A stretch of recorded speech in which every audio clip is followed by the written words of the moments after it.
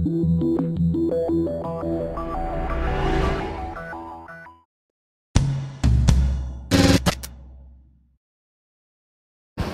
esu Šarūnas Kaniava, nekilnojamo turto brokeris ir šį kartą ilgai lauktas video apie nekilnojamo turto mitus ir frazes. Taigi vienas iš dažniausiai sutinkamų mitų, jog šiuo metu yra daug rusų ir baltarusų pirkėjų ir jie perka turtą nežiūrėdami kainas.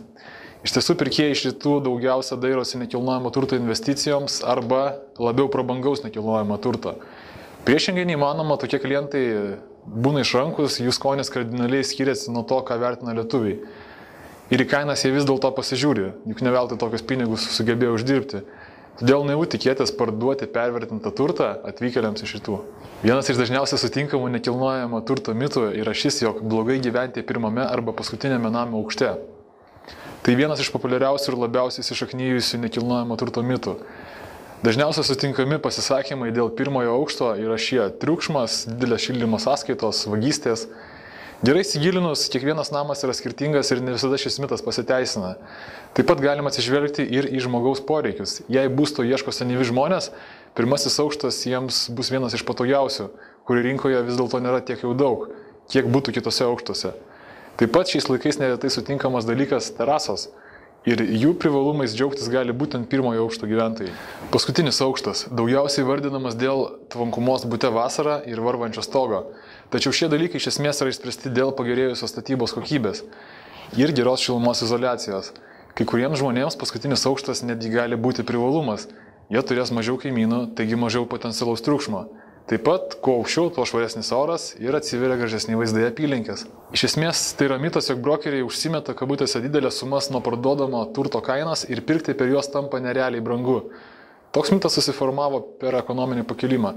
Reikia pripažinti, jog tais laikais rinkoje dirbo ne tik profesionalūs specialistai, todėl pasitaikydavo visko. Vis dėlto šiandien pačioje rinkoje taip pat yra nemažai pervertintų objektų ir jei su savininku dirbo normalus brokeris, jis kaip tik padės greičiau nustatyti kainą.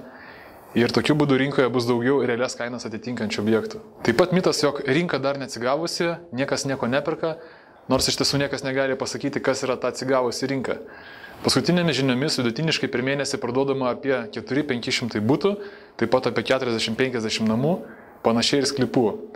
Pasiūloje šių objektų yra kelis kartus daugiau, tad vadinti tai neatsigavusią rinką nebūtų visai tikslu. Kitas dalykas, kaipgi patekti tarp tų, kurie sėkmingai parduoda. Susisiekite, papasakosiu. Taip pat vienas iš seniausių mitų, jog kuo daugiau brokerių pardavinės turtą, tuo greičiau parduos.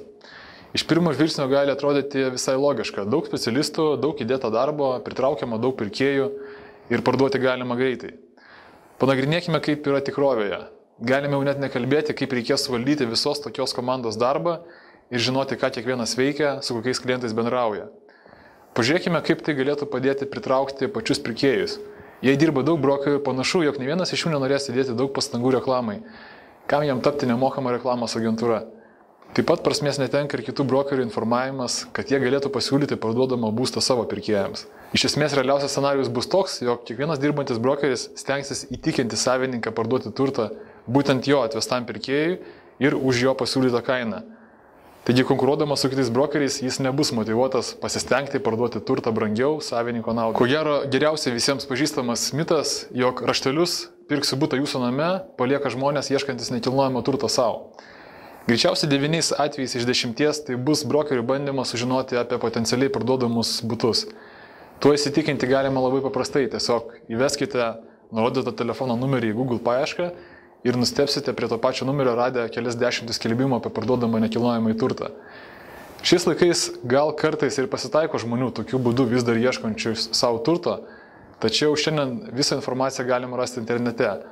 O jei žmogus nori sužinoti apie nereklamuojamus objektus, jam bus paprasčiau kreiptis į brokerį, nei pačiam valandų valandas mėtyti skrajutes.